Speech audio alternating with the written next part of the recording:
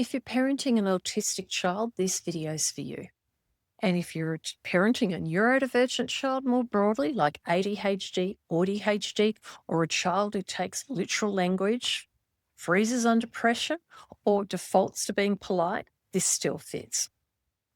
The biggest mistake parents make about consent actually isn't about sex. It's thinking consent is a sex topic.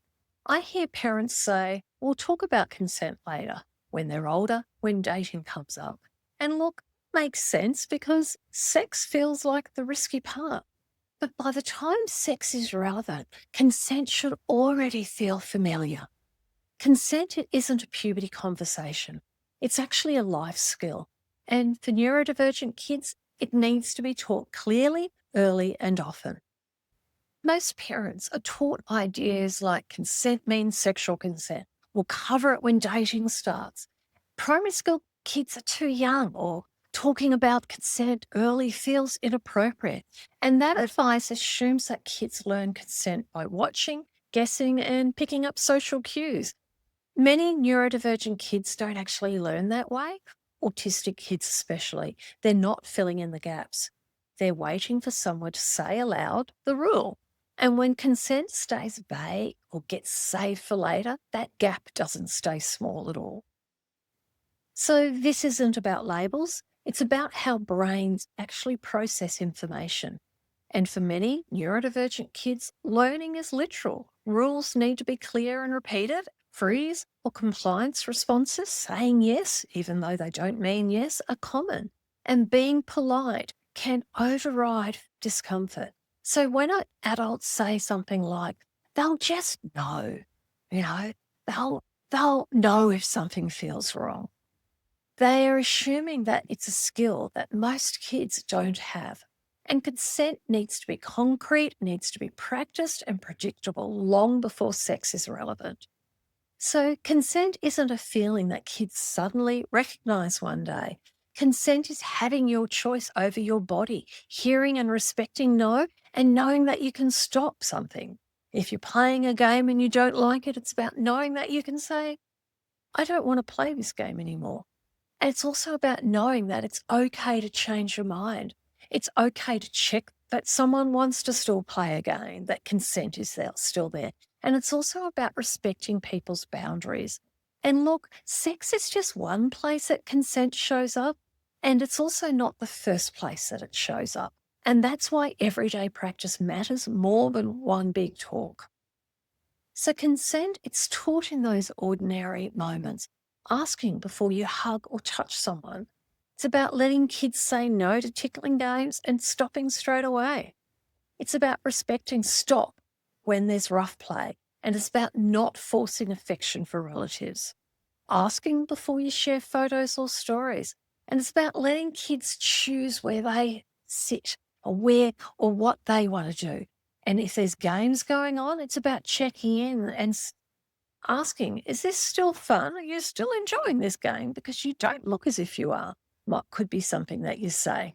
And it's about letting kids change their minds. And these moments, they build muscle memory.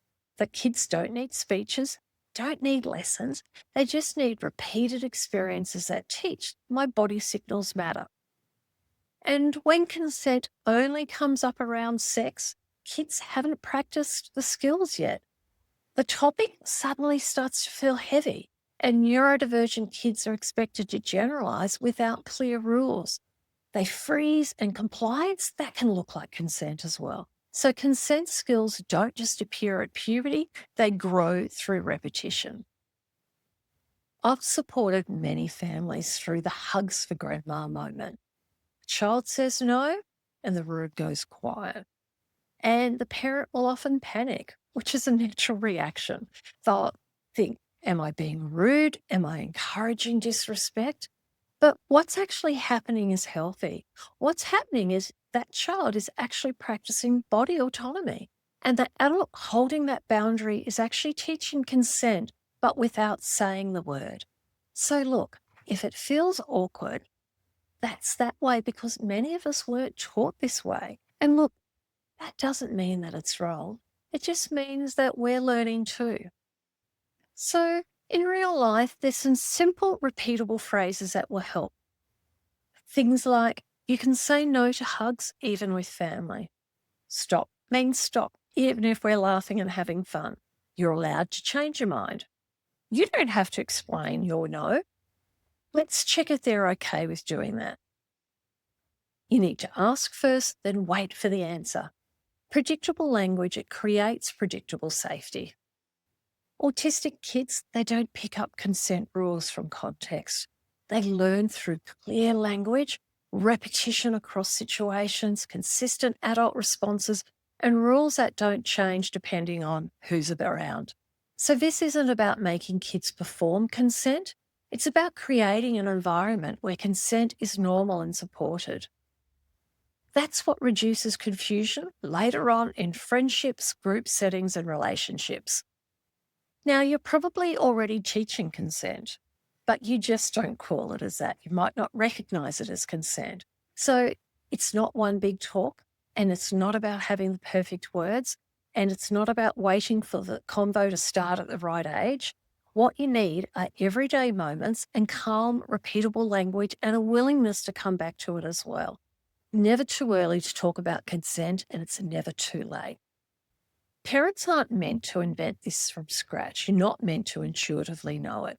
And Sex Ed as Rescue exists because caring parents want to do it, have these conversations, and they want to do it well and without fear or panic.